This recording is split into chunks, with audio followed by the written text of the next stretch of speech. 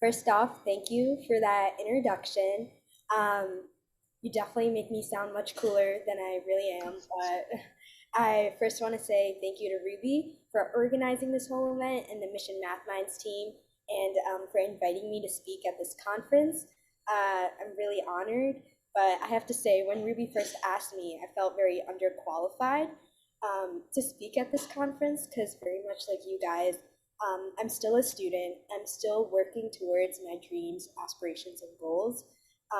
But I hope today I can kind of serve as a person of reference for your near future who's on the path of going through and achieving her goals as a college student. So, as the person who introduced me had mentioned, I'm a student at the University of Illinois at Urbana-Champaign. I'm currently studying molecular and cellular biology with a minor in chemistry and Spanish. And during the summer, I'm working in a research lab that focuses on reproductive endocrinology, which is kind of just like a fancy way of saying like we're studying the molecular and cellular basis of infertility, specifically in women. And I'm also currently studying for the MCAT, as in my future, I hope to attend medical school. And right now, I have a strong interest in focusing on obstetrics and gynecology, which are like the physicians that oversee pregnancy and delivery. And then hopefully in the future, I also plan on doing a fellowship in reproductive endocrinology to help families through their journey of infertility. So that was a little bit about me, but as I'm looking forward towards my future and thinking of applying to medical school, a question that keeps coming up is, why do you want to be a doctor? And honestly, I've had a lot of struggle trying to answer this question because sometimes it's difficult to explain things in words that feel so inherent to you and are part of your identity. But maybe I'll try to show some of that today and explain to you guys why I chose this path and how I feel about it.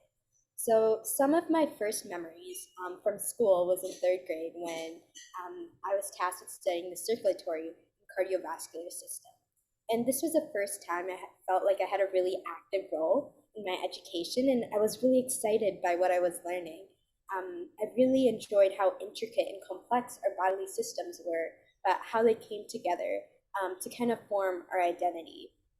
And as I've grown older, I've been building upon these skills and these interests of biology as how healthcare disparities work in communities, not only locally, are very evident, but also globally.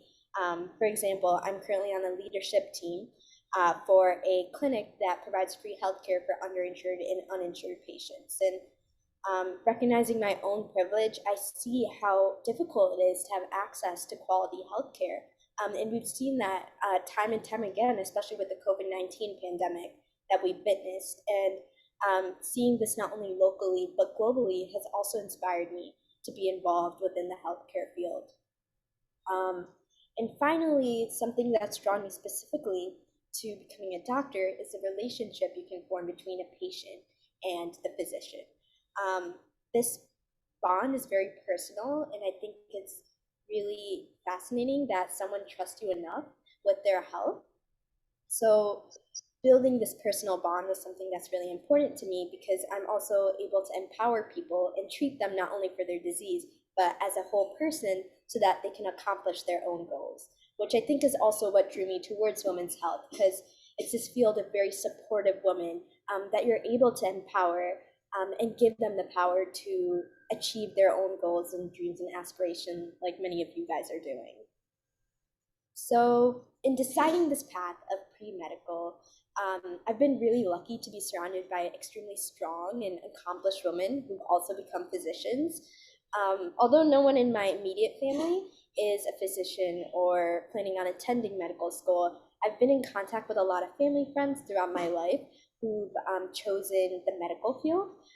Most notably, one of my family friends, who I call Abiaka, Akka means older sister in Tamil, from very early age, she knew she wanted to attend medical school. She was highly motivated and passionate about this field. But what stood out, and she actually ended up attending one of the most prestigious medical schools in the country. But what stood out to me about her is how empathetic she was. She spent many of her gap years working in global communities firsthand, helping these individuals that don't have access to healthcare, working to create changes for them and empower them, and provide them that accessible healthcare. And I saw the community, the changes she was making in these communities, and the legacy she was leaving behind, which really inspired me to consider the medical field. Another role model I had growing up was when I was in elementary school. I played tennis throughout my whole life, and one of my teachers was a high school student. Her name was Maria, and same for her as well. From a very early age, she knew she wanted to go to medical school, and she was highly motivated and so passionate about this field. And she talked to us about why she wanted to do it and how inspired she was by individuals. And her passion for this field really inspired me to also gain the confidence to pursue this area of profession. And currently, as a student studying biology on a pre-med track, regarding representation of both males and females, I found that there's a pretty equitable distribution of males and females. However, there are certain ethnicities and races that seem to be underrepresented, even in my biology classes. But what I've noticed, and what I'm starting to realize, is as you go higher up in the medical field, specifically certain like subspecialties of physicians, there seems to be a disparity between genders due to the long amount of study, education, time, effort, and with the juggling responsibilities of females as we grow older, with a commitment to like marriage and children and motherhood, as the previous speaker had mentioned. You see a lesser amount of women represented in these fields. So looking forward to you guys looking to pursue a career in medical in the STEM field. The first step I'd say in deciding your career path. And this means exploring new careers, experiencing new things. And once you find a field of something that you're truly passionate about and excited about, I would say commit yourself to it. What I've noticed is people who are really successful in high school and college are people who plan very early on the experiences they wanted to take part in. And this is something that I've also learned to do in my college career. So that way you can be successful whether you apply to grad school or in your future job. And then if society and the people around you don't support your choice or don't allow you to feel confident in your choice, I would say definitely seek out women mentors and role models who inspire you. What I've found is in the STEM field, we have a very supportive group of women who uplift and empower each other. And this could just mean going up to people who inspire you and asking them to be your mentor. Obviously, this gets easier as you go higher up in a career, but having these role models and doing exactly what you want to do is really going to help you be confident in your choice and understand what to look forward to.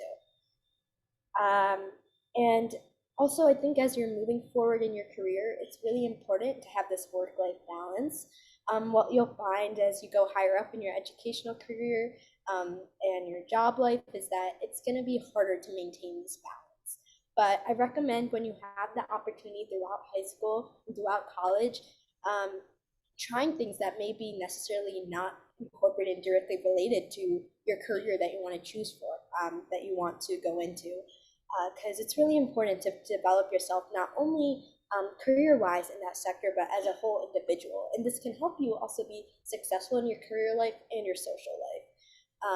And in whatever field you find and commit yourself to, try to find a way to give back to communities who need it most. Like looking at Mission MathMinds, like mathematics is not really a field you'd incorporate with community service, but they're able to tie that in. And I think you'll find that your career feels a lot more meaningful and you're able to leave a mark and really uplift future generation of women, which I think is really important. And I hope everyone can find a way to like give back and leave their legacy. So that's it for me. If you guys ever need any help or guidance, or you're considering a field in pre-med, I'd love to be like a person of contact. My email is my first and last name, Neha Ramachandran 5 at gmail.com. And I want to thank you guys for taking the time to listen to me. That's it. Thank you so much, Neha.